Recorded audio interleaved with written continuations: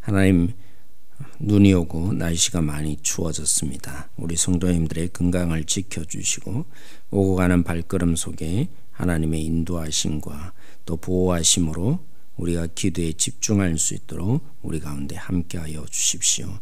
또 오늘 이 말씀으로 우리가 어떻게 주를 더 굳세게 믿어가야 하는지 하나님의 그 사랑 속에 거하는 우리 모두가 되게 하시고 도전이 되는 말씀이 되게 하여 주십시오.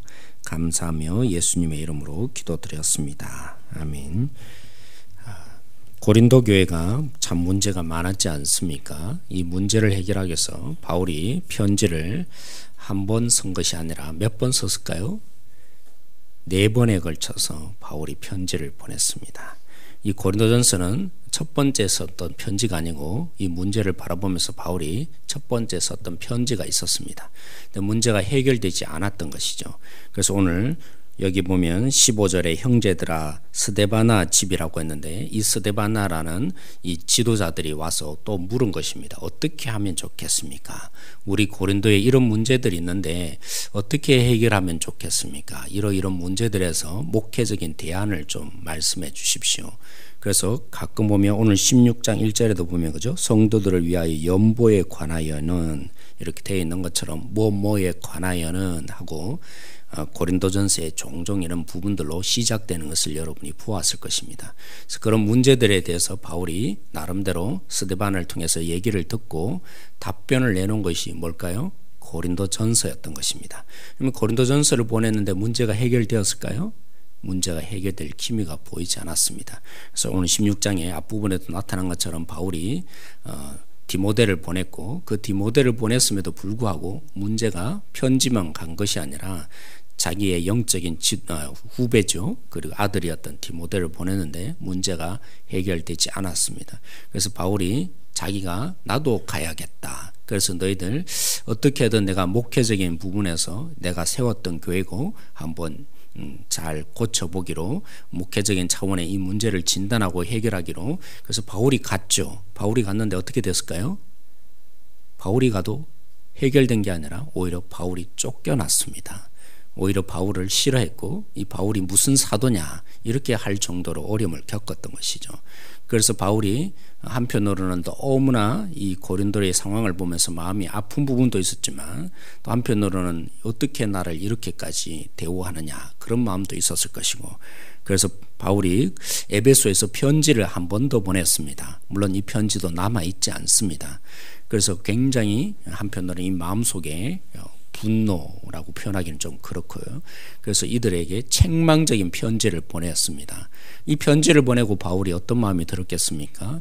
한편으로는 너희들이 부끄러워지고 나의 책망을 듣고 너의 마음이 흔들리고 그죠? 옳게 제대로 고쳐지지 않으면 어떻게 하나. 그래서 이 고린도 후서의 편지에 보면 내가 너희들을 책망하려고 이런 말을 하는 게 아니다 라는 부분들을 여러분들이 지난번 우리 오후 예배 때도 함께 살펴본 적이 기억나실 것입니다. 아무튼 이 고린도의 이 문제 해결함에 있어서 쉽게 해결되지 않는 것이 보여집니다. 이것을 통해서 우리는 마지막을 마무리하면서 다시 한번 우리 자신을 점검해 볼 필요가 있는 것 같습니다. 문제는 그죠? 죄에 대해서는 쉽게 우리는 물듭니다. 어떤 부분들인지 나쁜 습관들은 우리는 죄성이 있어서 그 부분에 대해서는 쉽게 물들고 조금만 정신 차리지 않으면 우리는 그것의 영향을 쉽게 받습니다. 그런데 고치는 부분에는요 주님을 닮아가거나 주님이 원하시는 대로 되어가는 것은요 오늘 고린도 교회의 모습을 보는 것처럼 쉽게 그렇게 고쳐지는 것이 아닙니다. 쉽게 교회가 바뀌어지지 않습니다. 나쁜 것에 대해서는 교회는 쉽게 물들지만 주님의 교회임에도 불구하고 주님이 머리이시고 우리가 몸임에도 불구하고 쉽게 바뀌어지지 않는데 쉽게 물드는데 정말 주님이 원하시는 모습으로 바뀌어지는 것은 쉽지 않습니다. 그래서 예수님이 말씀하신 것이 생각이 납니다. 죄에 대해서는 쉽게 물드는데 그렇게 주님 뜻대로 바뀌어가는 것은 쉽지 않기에 하늘의 미랄로 땅에 떨어져 죽지 않으면 열매를 맺을 수 없다는 것처럼 때로는 정말 바뀌어가기 위해서 목숨을 걸어야 할 때가 있습니다. 또 옥하는 목사님이 이야기한 것처럼 그죠? 정말 그 일에 목숨을 걸어야 합니다. 미쳐야 합니다. 그러지 않고는 교회가 교회다워지는 모습으로 바뀌어가는 거 그냥 가만히 앉아 있는다고 바뀌어져 있지 않습니다. 한번 생각해보자. 이런 제도를 때로는 많은 한국교회의 오류가 무엇이냐면 저 교회가 저런 방향으로 부흥하니까 우리 교회도 저 방향으로 하면 부흥하겠지? 아니요. 그래서 실패를 보고 있는 겁니다. 한국교회가 세미나를 열고 큰 교회들이 대형 교회들이 그죠? 나름대로 지금 많은 세미나를 열면서 이렇게 하십시오. 그러면 될 것입니다. 그런데 오히려 그것 때문에 외형적으로는 도입해서 성도들에게 이렇게 해보자고 부르짖지만 실제로 바뀌느냐면 한치도 바뀌지 않습니다. 왜냐하면 사람은 외형으로 바뀌는 존재가 아니라 마음이 변해야 진짜 바뀌는 존재이기 때문입니다. 근데 그 마음이 결심한다고 됩니까? 노력 한번 한다고 됩니까? 좋은 방법을 이렇게 동원하여서 분위기를 좋게 한다고 바뀌겠습니까? 일시적으로 보면 좋게 나름대로 보일 수는 있습니다. 분위기도 좋아질 수도 있습니다. 근본이 안 바뀌었기 때문에 언젠가는 또 다른 문제가 나면 그것으로 인해서 교회가 또 휘청거리는 경우를 종종 봅니다. 그래서 오늘 바울도 이 마지막 결론을 내면서 보십시오. 13절에 네 가지 단계를 어쩌면 표현하고 있습니다. 우리 성경에는 깨어서 믿음에 굳게 서서라고 같은 표현인 것처럼 보이지만 먼저 원어 성경에 보면 깨어라 이렇게 되어 있습니다. 여러분 잠자는 자가 그죠? 깨어야 된다라고. 문제가 있는데 그 문제 속에 그냥 잠들어 있으면 안 된다. 첫 번째로 얘기하는 게 뭡니까? 깨어라고 그럽니다. 그렇죠. 우리는 정말 깨어 있지 않으면 우리는 쉽게 물들어 버리는 존재입니다. 내가 하나님 말씀 알고 있지 그런다고 되지 않습니다. 정말 정신 차리고 깨어 있지 않으면 우리는 가만히 있으면 새 속에 쉽게 물듭니다. 우리가 교회에서 예배드리고 교회 안에 있지만 깨어있지 않으면 하나님의 뜻이 무엇인지, 하나님의 선하시고 기뻐하시고 온전한 뜻이 무엇인지 날마다 자각하지 않으면, 하나님 안에서 기도하면서 말씀을 보면서 하나님의 뜻을 구하지 않으면 가만히 있으면 우리는 저절로 새 속에 물드는 존재가 되어질 수밖에 없는 것입니다. 그래서 바울이 이 마지막 결론을 내면서 답변을 주면서 너희들이 깨어야 한다. 가만히 있으면 새 속에 그냥 물들어 버리는 존재가 된다. 이렇게 얘기하는 것이죠. 제 딸아이 시연이가 어제도 시험 공부를 하다가 그죠? 이 스마트폰 보면서 뭐 강의를 듣는다고 이렇게 누워 있더라고요. 그런데 어떻게 됐을까요? 보니까 잠들어 있어요. 야 깨워. 다시 일어나. 그죠? 가만히 있으면 깼다고 해서 깨는 게 아니라 제가 깨웠는데도 불구하고 또 한 10분 지났을까요? 이러고 또 보니까 또 잠들어 있는 것이죠. 그래서 오늘 이 본문에 말한 것처럼 뭐 해야 합니까? 굳게 서야 합니다. 내가 이제 깼지, 이제 내가 정신 차렸지, 하나님 뜻을 한번 분별했지. 아니요. 또 지나고 나면 또 우리는 잠들어 버립니다. 이왕 깼으면 정신을 차리고 굳게 서야 합니다. 그리고 세 번째 하는 얘기가 뭡니까? 남자답게 강건하라 라고 하는데 남자다운 것이 강건한가? 그 당시 우리는 어쩔 수 없습니다. 생물학적으로 누가 진짜 힘을 더 가지고 있습니까? 육체적으로 보면 남자가 힘이 더 주어지는 모습이 당연한 것입니다. 그래서 바울이 그런 표현을 한 것일 뿐이죠. 남자다워라 이렇게 표현한 것이 아니라 뭐 하라고요? 힘을 기울여라. 여러분 생각해 보십시오. 제가 40평생 이상을 살면서 45살 동안 살면서 내 몸에 이제까지 익숙한 거 있지 않겠습니까? 그런데 하나님의 뜻을 알고 분별해서 나름대로 굳게 섰다고 쳐보십시다. 그래서 하나님의 뜻대로 결심하고 그것을 선택하고 서 있다고 생각해 보십시오. 그러나 그 한 번의 결정과 굳게 섬으로 내 삶에 이제까지 45년 평생 동안 살았던 이 습관이 쉽게 바뀌겠습니까? 바뀌지 않습니다. 그래서 우리는 주님 말씀을 믿고 도전받고 눈물을 흘렸고 이제 살았는데요. 그런데도 또 넘어져요. 왜요? 이제까지 그렇게 살았으니까요. 45년 평생 동안 내 삶의 유형들은 그렇게 산 삶이어서 조금만 지나면 내 익숙했던 삶으로 다시 돌아갑니다. 그래서 뭐 하라고요? 남자답게 힘을 기울여야 된다. 한 번 해서 되는 게 아니라 수십 번, 수백 번 또 계속적으로 힘을 기울여야 내가 이제까지 살아왔던 삶의 패턴들이 바뀌어진다. 그래서 종종 그러는 것 같습니다. 훈련을 해야 한다고. 그래서 그죠? 제자 훈련이다. 이런 용어들이 왜 생기겠어요? 내가 결심 한번 한다고. 나는 쉽게 바뀔 그런 존재가 아닙니다. 그래서 오늘 여기 표현한 대로 우리는 정말 힘을 기울여야 합니다. 내가 진실로 주님의 모습을 닮아가는데, 물론 우리가 정말 성령님이 오셔서 하나님께서 우리에게 강력한 힘을 주시면 뭐 이런 단계조차도 필요 없습니다. 그런데 때로는 그것만 있는 게 아니잖아요. 신앙생활 하는데 성령의 충만함이 늘 있는 것만은 아니잖아요. 내가 늘 성령의 감동을 받아서 주님 뜻대로 살아갈 수 있는 그 힘만 있는 게 아니라, 때로는 감동도 없고 그냥 내가 어찌했든 주님의 모습을 닮아가기 위해서 힘을 써야 될, 기울여야 될 그런 때도 종종 있는 것입니다. 그런 속에서 바울이 오늘 얘기해 주고 있는 것입니다. 우리 힘을 기울여야 합니다. 주님의 모습으로 바뀌어져가는 교회가 되기 위해서 깨어야 되고, 또 그것을 깬 것으로 고치는 게 아니라 힘을 써서 내 깬 모습들을 계속해서 해 나가야 합니다. 정신을 차리고 굳게 서야 합니다. 그걸 뭐 해야 된다고요? 계속 그 방향으로 갈 수 있도록 계속적으로 그죠? 힘을 기울이는 그런 태도를 볼 때 조금씩 우리도 모르는 사이에 변화가 일어납니다. 여기에 한 가지 더 중요한 사실이 있습니다. 뭐 하라고요? 여기에 모든 일에 뭐 하라고요? 사랑으로 해야 된다. 그렇죠? 우리가 하나님을 믿어가는 것은, 신앙생활이라는 것은 습관처럼 우리가 되어갔다면 나중에는 알고 보면요, 이 바리새인들처럼 그냥 종교적인 삶에 몰두되어 갈 가망성이 많아집니다. 그래서 우리는 끊임없이 주님과 내가 어떤 관계 속에 있는지, 그리고 나의 이 행동의 태도가 과연 무엇의 정신 속에서 일어나고 있는 건가, 날마다 우리 자신을 점검해 보여야 된다. 정말 내가 하나님을 사랑하기 때문에 이 자리에 와 있는 건가?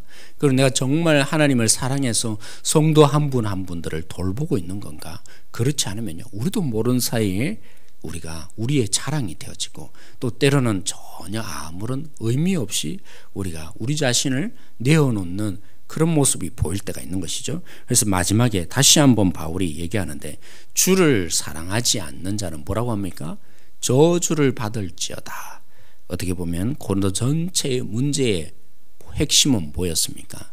주님을 제대로 사랑했다면, 주님을 제대로 만났다면, 주님과 깊은 교제 속에 생겼다면, 있었더라면, 너희들이 이런 문제들이 다 어디서 왔느냐? 주를 결국에는 안 사랑하기 때문입니다.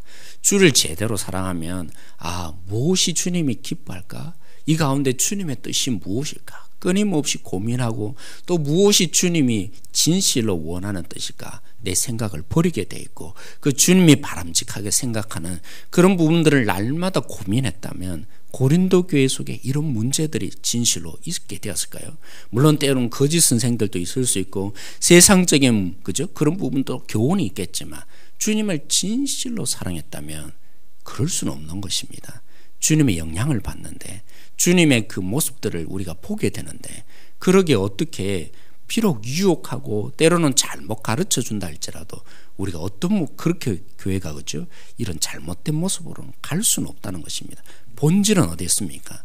주님을 제대로 안 사랑하니까 생기는 문제라는 것이죠. 그래서 우리가 정말 우리의 이 모습을 보면서 바울이 오늘 마지막 결론을 내려주는 것처럼 우리가 사랑으로 본질로 돌아가야 합니다. 사랑의 눈길로 사람을 보게 되고, 사랑으로 우리가 봉사하게 되고, 사랑으로 우리가 한 분 한 분들을 섬겨가면 우리 가운데 정말 주님의 교회다운 모습으로 제대로 가게 될 것입니다. 그런 가운데 여기에 중간중간에 사람들이 등장하지 않습니까? 이들이 누굽니까? 바울이 이들이 말로 바울이 함께 보았고, 또 이 고린도 교회를 위해서 힘썼던 그런 지도자들입니다. 그런 지도자들이 오늘 무난한다고 표현하고 있고, 그리고 너희들이 그들에게 순종하라고까지 합니다. 왜요? 그들을 정말 하나님의 뜻대로 세우고 싶어서 동력하는 자이기 때문에 그렇습니다. 교회가 왜 존재합니까? 교회는 하나님이 이 땅 가운데 우리 혼자서는 도저히 이 땅에서 우리 믿음을 지켜갈 수 없기 때문입니다. 여러분, 죄라는 것은요, 내 개인적인 선택으로 생기는 문제도 있지만 구조적인 문제가 있습니다. 이 땅의 죄라는 것은 내가 잘못 한번 선택해서 생기는 문제가 뿐만이 아니라 이 땅에 구조적으로 우리 큰 이런 덩치로 우리 가운데 어쩔 수 없는 우리에게 밀려오는 죄악이 있습니다. 나 혼자서 대적할 수 없는 그런 죄악들이 종종 너무나 많이 있습니다. 그래서 우리가 무엇이 필요합니까? 그래서 하나님이 함께 동력하고 나 혼자 있는 게 아니구나. 나 혼자 이 땅 가운데 믿음을 지켜가는 것이 아니구나. 그래서 나 혼자 있음을 알면요, 결국에는 그죠? 늘 제가 말씀을 드리다시피 아합 왕 앞에서 이 엘리야가 주님 나만 남았습니다. 혼자 있는 외로움 속에 믿음을 지킬 수 없습니다. 우리는 결코 잘 결심하고 또 성령의 충만함을 입지만 나 혼자서 이 세상을 대적할 수 있는, 제약을 대적할 수 있는 존재가 결코 아닙니다. 그래서 하나님이 우리에게 예수님이 떠나가시면서 성령을 주셨지만 그 성령의 충만함으로 교회를 만들어 주신 것입니다. 우리는 혼자서 죄악을 이겨나갈 수 있는 존재가 아닙니다. 세상이 그렇게 만만하지 않는다는 걸 우리가 무엇보다도 잘 알지 않습니까? 그래서 오늘 바울은 마지막으로 너희들에게 이런 동력자가 있고 이런 지도자가 있으니까 너희를 돕기 위해서는 그들과 교제에 충만함이 있으나, 그리고 함께 바울과 사역했던, 고린도에 함께 사역했던 이런 지도자들을 얘기하면서 그들과 끊임없이 너희들에게 문안한다. 너희 혼자서 감당하는 것이 아니니까 함께 그들과 친밀한 교제 속에 있으라. 바울이 다시 한번 강조하고 있는 것이죠. C.S. 루이스가 그런 얘기를 했습니다. 스크로테이프의 편지라고, 그죠? 제가 거기에서 굉장히 도전을 많이 받았는데, 이렇게 환자라고 흔히 표현하는데 그리스도인을 환자라고 표현했어요. 이 스크루테이프는 무슨 얘기냐면, 이 사탄이 스크루테이프라는 자기 조무래기 그들을 이제 세상에 보내면서 충고를 하는 겁니다. 너희가 이렇게 세상에 있는 사람들, 이 기독교인 환자들을 하나님 뜻대로 살지 못하게 막아야 되는데 전술들을 나름대로 내어놓는 그런 얘기로 이제 예화로 이렇게 편지 형식으로 되어 있습니다. 거기 보면 이렇게 표현합니다. 얘들아, 너희들이 그리스도인들이 결심하는 것에 대해서 별로 두려워할 필요 없다. 왜 그렇겠습니까? 결심하지만 딱 교회를 나서는 순간에 그들은 다 까먹어 버린다. 왜냐하면 긴급한 일이 너무 많이 생기기 때문에. 하나님, 오늘 내가 이렇게 살아야죠 했는데 나서면요 어떻게 살겠습니까? 이미 그들에게 그렇게 살지 못하도록 세상에 많은 일들이 일어난다는 겁니다. 내가 오늘 한번 잘 살아봐야지. 하나님, 정말 내가 이렇게 살기를 원합니다. 헌신을 했지만 그걸 딱 나서는 순간에는요, 그렇게 결단했던 그 거룩한 자리를 나서는 순간에 우리에게는 너무나 할 일들이 많아지고 우리가 관심을 기울여야 될 그 일들이 많아서 그 일에 집중하느라고 내가 뭘 결심했는지, 무슨 눈물을 흘렸는지 다 까먹어 버리기 때문에 그거 별로 여러분 신경 쓸 필요 없다. 조문애기들아, 너희들 결심한다고 두려워하지 말라. 그들은 결국에는 이 세상의 많은 일들로 인해서 내가 뭘 결심했는지, 어떻게 살아야 되는지 다 까먹어 버려서 그것으로 두려워하지 말라. 너희들이 정작 신경을 써야 될 것은 이 땅 가운데 정말 정신 차려서 순간순간마다 주님을 고백하는 자리 가지 못하도록 막는 것이다 라고 얘기했는데, 그렇습니다. 오늘 이 본문을 통해서 우리에게 왜 우리에게 성도들을 주시고 또 이런 동력자를 주셨겠습니까? 나 혼자에 결심하고 세상에 나가보면 우리에게 세속에 물들 수 있고 정말 이 땅에서 내가 하나님 뜻대로 살아갈 부분을 잊게 만드는 너무나 많은, 그죠? 물들게 하는 일들이 많이 있기 때문에 더 긴급한 일도 많고 해야 할 일들이 오죽 많습니까? 가면 갈수록 많은 이 땅 가운데 우리 믿음의 동력자들을 통해서 그들의 고백을 통해서 우리가 그렇구나, 내가 이렇게 살아야지 다시 한번 깨달아지는 환경이 주어지는 것입니다. 우리가 오늘 또 이 부분을 잊지 말고 네 가지를 통해서 우리가 다시 한번 주님의 이 말씀 앞에 서갈 수 있는 우리 모든 성도들이 되어지길 원합니다. 기도하겠습니다. 하나님, 그렇습니다. 우리는 저절로 주님을 믿어갈 수 있는 존재들이 아닙니다. 가만히 있으면 잠잘 수밖에 없고 우리가 깨어있지 않으면 우리는 또다시 이 땅의 삶 가운데 무엇이 선한 것인지, 하나님의 뜻이 무엇인지 분별할 수 있는 존재들이 아닙니다. 그리고 또 깨어서 우리가 성공했다 하지만, 우리가 주님의 길을 선택했다 하지만 우리가 힘을 기울이지 않고 굳게 서지 않으면 우리는 또다시 잠들 수밖에 없고 하나님의 뜻대로 살아가지 못하는 존재들입니다. 그러기에 우리가 새벽을 깨우고 있고 수요 예배에 참여하고 있고 금요 기도를 하면서 우리가 주님의 뜻을 구합니다. 그리고 우리가 힘을 기울여야 합니다. 우리의 습관이, 우리의 제약된 모습들이 바뀌어지는 것이 쉽지 않습니다. 그러나 무엇보다도 우리가 주님과 관계를 맺지 않는다면, 주님의 사랑 속에 있지 않는다면 우리는 교회에 오는 것으로 우리 스스로 만족하고 종교적인 삶을 살고 있음에도 불구하고 한치도 우리가 주님의 마음으로 바뀌어지지 않음에도 불구하고 우리가 주님의 사람인 것처럼 우리가 착각에 빠질 때가 너무나 많이 있습니다. 그러나 날마다 주님께 가까이 가며 주님의 사랑을 더 입으며 주를 고백하며 주를 위해서 목숨 거는 진정한 사랑으로 나가게 하여 주십시오. 그렇게 하기 위해서 주님께서 우리에게 동력자를 주셨습니다. 성도님들을 주셨고 장로님들과 권사님과 집사님들을 주셨습니다. 우리 혼자서 주님을 믿지 않게 하여 주십시오. 그러다가 판판이 쓰러지는 세상 속에 우리가 살게 될 텐데 하나님 우리에게 진실한 회복을 주셔서 서로를 교제하며 서로 믿음 안에 세우며 서로를 격려하며 그래서 우리의 아픔을 함께 나누는 가운데 주님의 놀라운 능력을 경험하는 진정한 교회 공동체 우리 교회 되게 하여 주시기를 원합니다. 그렇게 함께 손을 붙잡을 수 있는 동력자로 귀하게 여기며 나 혼자 감당할 수 없기에 주님의 주신 진정한 주님의 몸인 것을 한 분 한 분을 통해서 다시 한번 우리가 선포하며 나갈 수 있는 이 자리가 되게 하여 주십시오. 주님이 그렇게 세워주실 줄 믿고 감사하며 예수님의 이름으로 기도드렸습니다. 아멘. 우리 함께 기도하기를 원합니다. 오늘 말씀대로 우리가 정말 깨어있기를 원합니다. 하나님 우리에게 정말 서기를 원합니다. 그리고 남자처럼 강건하여지기를 원합니다. 그리고 오늘 말씀처럼 우리가 모든 부분들을 행할 때마다 다시 한번 주님께 가까이 가고 주님의 사랑을 받고 주님의 사랑으로 행하는 자들이 되게 해달라고 이 시간에 기도하기를 원합니다. 특별히 우리 믿음의 동력자들 우리 200여 명의 출석교인들이 있는데 220명 정도들 항상 출석하고 있는데 이 한 분 한 분들이 귀합니다. 내가 믿음에 설 수 있도록 주님이 주신 동력자들 다 되기를 원합니다. 서로를 격려하며 세워서 우리가 세상을 대적해 갈 수 있는 이 구조적인 죄악의 모순 속에 우리가 이겨나갈 수 있는 힘으로 주신 이 교회라는 공동체 본질이 나타나게 해주십시오. 그렇게 이 시간 기도하기를 원합니다.